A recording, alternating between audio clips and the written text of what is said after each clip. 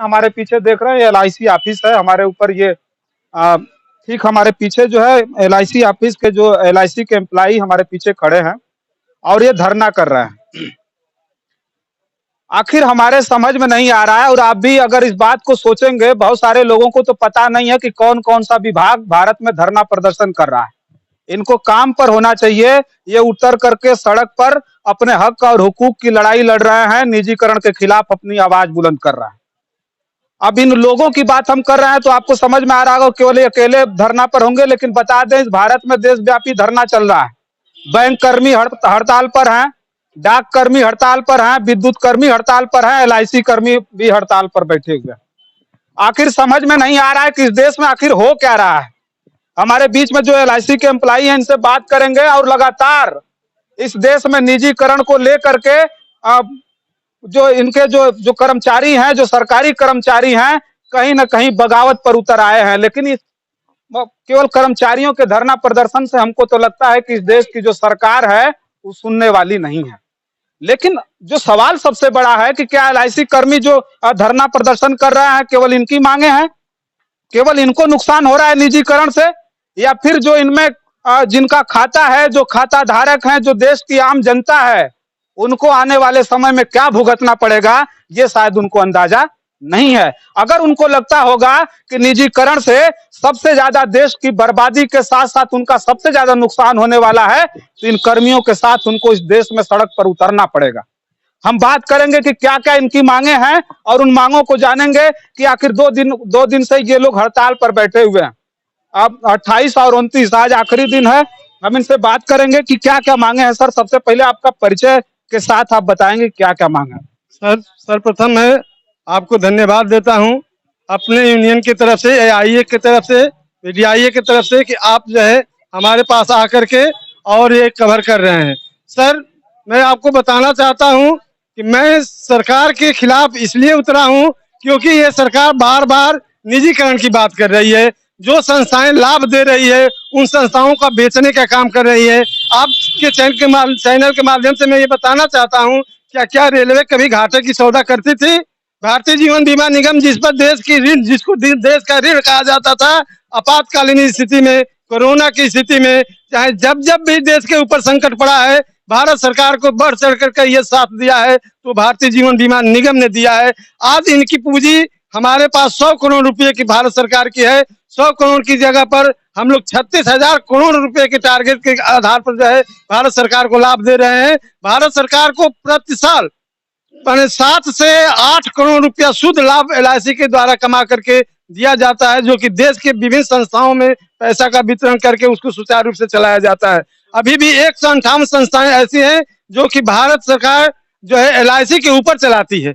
अभी भी जो अब बैंक की बेचने की बात आई थी, देखिए बैंक ऑफ बड़ौदा घाटा में, बैंक ऑफ क्या कहते हैं इसको, आईबीआई बैंक घाटा में जाने लगा। भारत सरकार ने उसको बेचने का कार्य किया, उसको बढ़ चढ़ करके एलआईसी ने खरीदने का काम किया कि हमारा अंग है, इसको खरीद करके फिर मैं पुनः जो इसको जीवित कर दूंगा। तो इस तरह से जब जब उनके ऊपर समय, अभी भी रेलवे का जो है निजीकरण कर दिए, रेलवे का जो हिस्सा जो है बेच दिए। रेलवे की सुधार के लिए अभी एलआईसी से इन्होंने 15,000 करोड़ रुपया जो है उधार लिया था कि मैं रेलवे का जो है सुधार करूंगा। उन्होंने बुलेट ट्रेन चलाने की बात की, यहाँ पर जो है पैसेंजर ट्रेन चलने की हालत नहीं है देश में। आप घूम घूम कर हर जगह देख रहे हैं।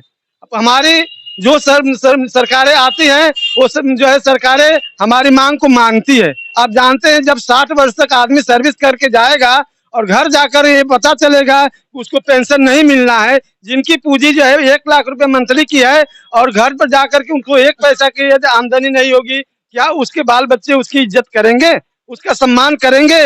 इस परिस्थिति में न पेंशन वो दे रहे हैं, न जो है कर्मचारियों की नौकरी दे रहे हैं। सरकारी नौकरी के नाम पर हम इतने जो है 2 करोड़ जो है नौकरियां देंगे। सर, आप जानते हैं कि भारत सरकार के द्वारा कितने करोड़ लोगों की नौकरी दी गई, उसका डाटा आप लोगों के पास है, हम लोगों के पास है। लेकिन क्या ये जो कर रहे हैं ये उचित है? सरकारी संस्थाओं को बेचना, एयरपोर्ट को बेचना, बैंक को बेचना, दूरदर्शन को बेचना, पोस्ट ऑफिस को बेचना, निजीकरण का रास्ता छोड़ देना चाहिए। हर भारत सरकार आई है तो वो कुछ न कुछ सरकारी संस्थाओं का सृजन की है। अच्छा, एक बात पूछना ही चाहेंगे कि आप ये बताइए कि जो आप धरना प्रदर्शन कर रहे हैं, कार्य बहिष्कार कर रहे हैं, तो क्या जिसे मन में क्या है, क्या लगता है कि सरकार इस बारे में समझेगी, सोचेगी, कोई कदम उठाएगी कि या फिर आपको संघर्ष ही करना है केवल?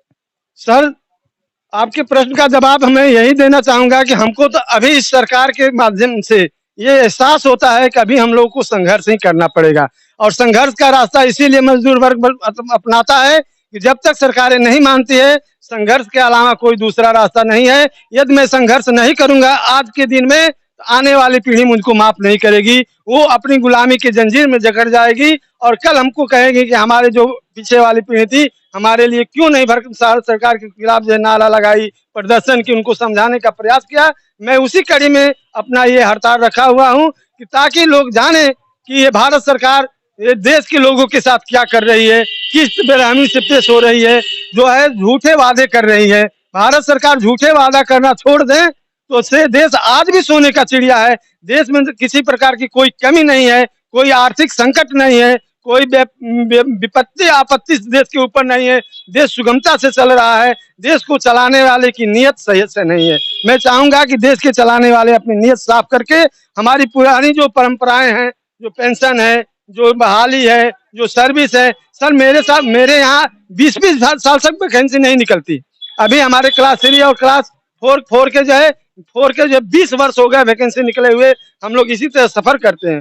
हमारे यहाँ डेली वेजर लड़के रखे गए हैं जो कि 2000-3000 में काम करते हैं। आज के परिवेश में कोई 2000-3000 में काम करके अपने परिवार का जीविका नहीं चला सकता है, और इसके बावजूद भी हम उसको कुछ कह नहीं चाहते हैं, और वो मजबूर होकर के वो काम करता है, क्योंकि देश में कोई दूसरा काम मिल भी नहीं रहा है, और मिल रहा है तो वही स्थिति है। जहां भी जा रहा है वो अपनी जीविका चलाने में असमर्थ है और अपने घर आने के लिए मजबूर है। और जो लोग लौट करके कोरोना काल में घर पहुंच करके आए हैं, आज उनकी घर की आर्थिक स्थिति तंगी है, और पुनः वो जो है अपने वापस जाने की सोच भी नहीं रहे हैं, क्योंकि जो भारत सरकार ने उनके साथ दुर्दशा की है, जो रोडों पर पैदल चलकर लोग आए हैं, जो मरे हैं, जो जिनके परिवार असहाय हो गया है, उनको एक पैसे की सहायता भारत सरकार के द्वारा प्राप्त नहीं हुई है, और सिर्फ झूठे वादे के अलावा कोई कुछ भी इन्होंने किया नहीं है। देखिए, बहुत बड़ी-बड़ी बात जो जो चीज़ आप नहीं भी जानते थे, बहुत बड़ी-बड़ी बात बताई सर, लेकिन एक बात हम क्षमा चाहेंगे, एक बात तो पूछेंगे, परिचय आपने नहीं दिया लेकिन मैंने अपना। दिया, शशिकांत पांडे सर, VDIA महामंत्री, गाजीपुर LIC। देखिए, बहुत बड़ी-बड़ी बात इन्होंने कही और बताई भी, लेकिन कितने शर्म की बात है इस भारत देश की अगर हम बात करें, तो आज जो सबसे बड़ी बात अगर हम LIC की कर लें कि न्याय की भीख माँग रहे हैं, अपना जो है धरना प्रदर्शन कर रहे हैं, सरकार की गलत नीतियों के खिलाफ अपनी आवाज़ बुलंद कर रहे हैं।